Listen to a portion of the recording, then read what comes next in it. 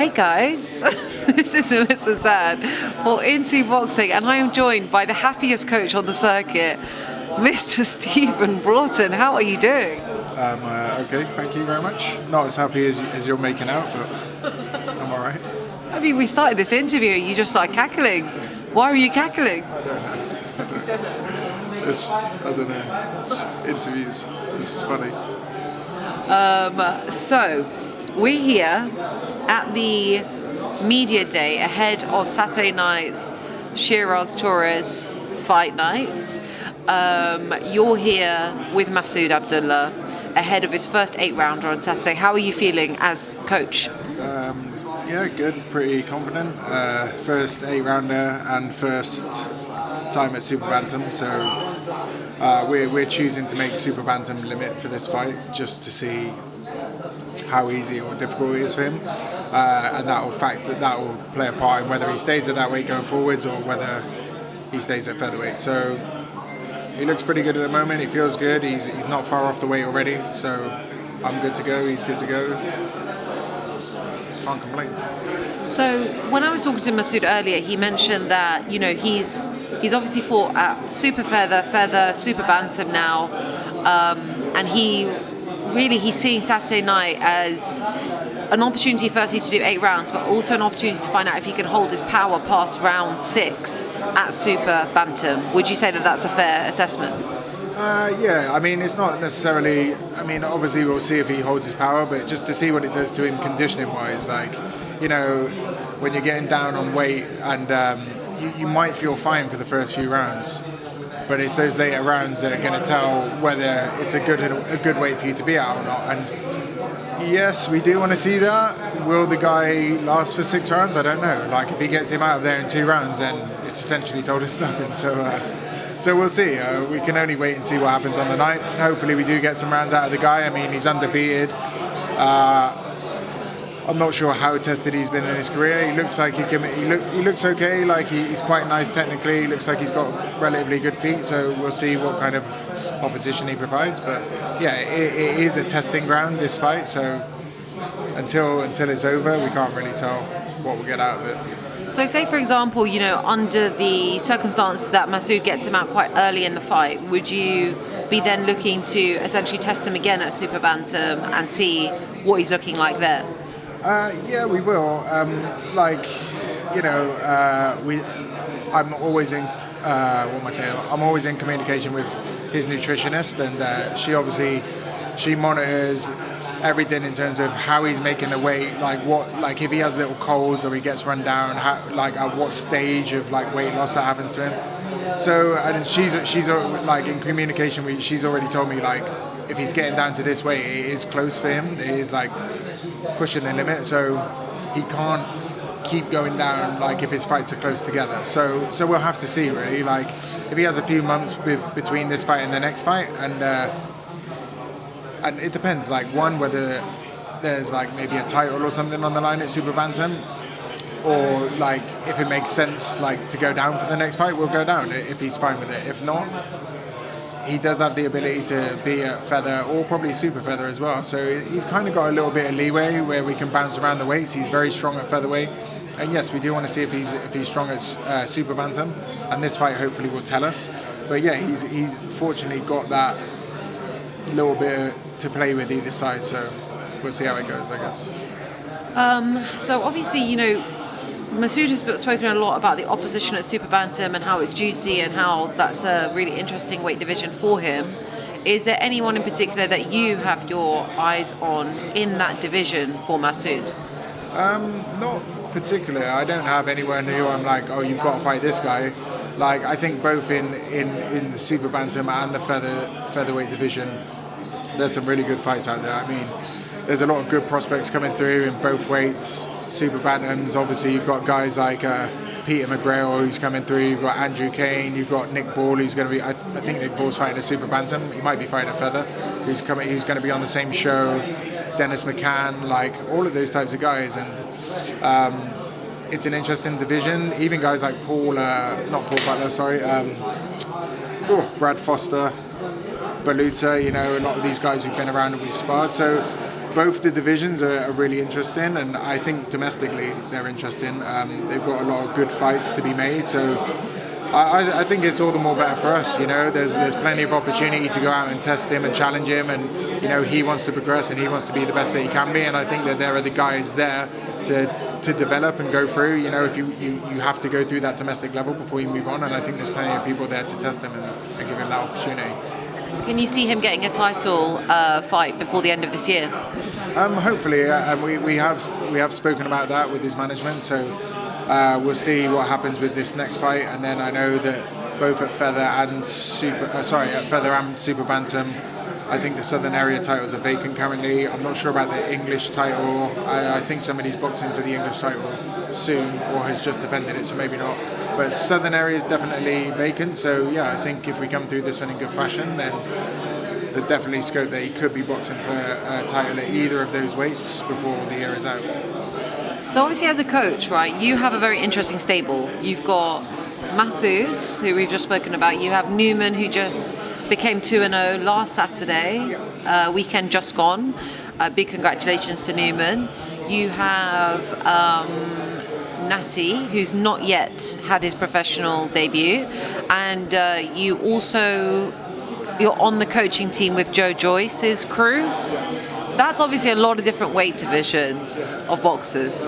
How do you sort of navigate the different weights and the different coaching styles? Well, to be honest, the coaching style is always the same. Like, I coach the way I coach. I make adjustments as to who I'm coaching, of course, but like in terms of the way I coach, it's always pretty similar. The good thing with my guys is obviously with Masood and Newman, who did fight, they're very close in weight, but they're very different styles. So it's actually quite good technically with sparring and stuff, getting them to work together, because they bring each other on in different ways and it helps them develop areas that they're not so great at. Natty, of course, totally different style. He's a cruiserweight, a pretty small one as well, but very good movement, very twitchy. He's probably a little. He's probably a combination actually of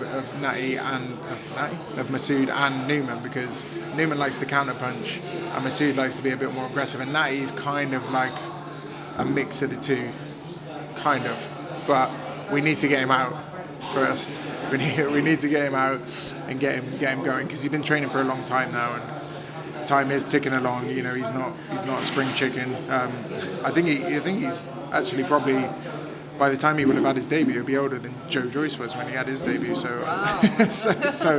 But we're waiting at the moment on confirmation of brain scans and stuff. So hopefully that's resolved quickly, and then we can get him moving. And Joe, obviously Joe's a different kettle of fish, totally.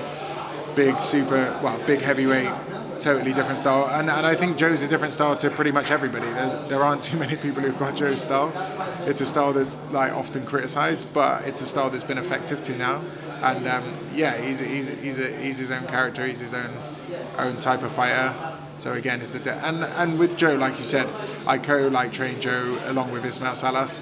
So in terms of Joe, I have a little bit of a mix of how I train him and how Salas trains him, and I try to mix those together. So it's interesting. It keeps me on my toes, and I always have to be thinking, but I like it.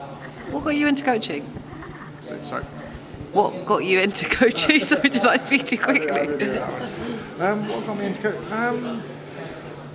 Well, to be fair, I started. I was like in the S&C world for a long time when I started my career, and I actually left that scene, and I left London like years and years ago. I went back home, and I'd always loved boxing. I'd watched boxing for a long time. My parents loved boxing. I hadn't done much myself.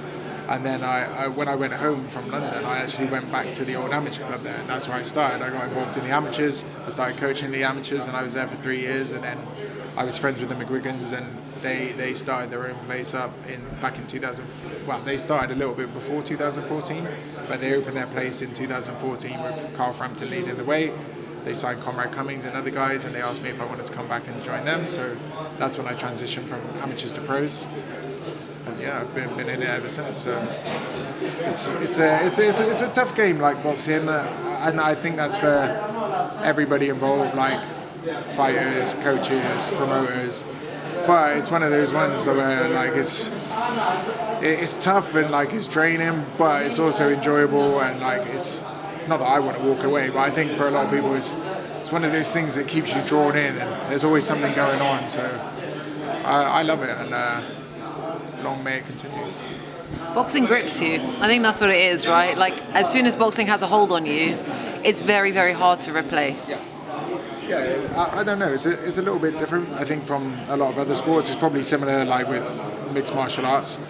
Even though team sports, I played a lot of team sports in my life, and you have that camaraderie of the team, and you all perform together to try and achieve the goal.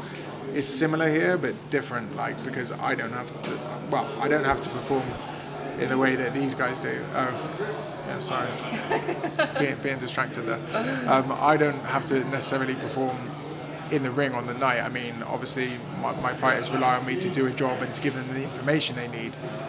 But it's different, yeah. We have a like team camaraderie. There's an atmosphere and an energy in the gym. But at the end of the day, when these guys go to fight, they go to fight by themselves. So it's a little bit different in that respect. I don't know. I think it's that primal kind of thing, like humans are attracted to this.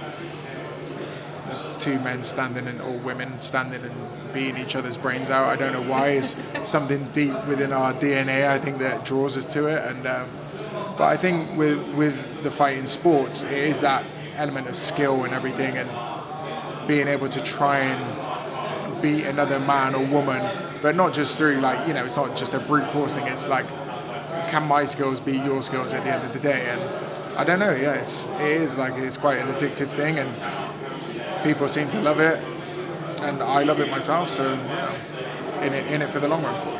I think also it's just like there's more on the line. It feels like with combat sports than with other sports, right? Because you're kind of risking like your safety and all of the rest of it. So there's something about the high risk, high reward element that I think is quite captivating. What is your least favorite thing about boxing? The business. The business is my least favorite thing, and I try to be involved in it as little as possible. I don't know, like I tend to agree with I know Chris Eubank Sr. got criticised a long time ago for saying boxing's a mug's game, but I mean he wasn't wrong. Like he's not wrong, because if you look at the people who are taking advantage of it, it's the fighters, like me, like managers, promoters. We're not the guys in there taking the risk, but a lot of those guys seem to be the people who are also benefiting from the fighters. So he wasn't wrong when he said that. And yeah, the politics and stuff of boxing, like it's pretty murky, it can be. And like I said, I try to distance myself away from that as much as possible. Obviously, if I think that something needs to be done in terms of for my fighters, or I think that there's a situation that doesn't necessarily benefit them, I think that I have a place to speak up on their behalf, and I will advise them as best as I can. But otherwise, I try to just stick to the coaching and stick to the sport, because that's what's interesting to me. Stick to what you love. Let the rest of the people deal with the rest of it. Steve, Broughton. Oh, that's what I said. I was just testing you to see if you're awake.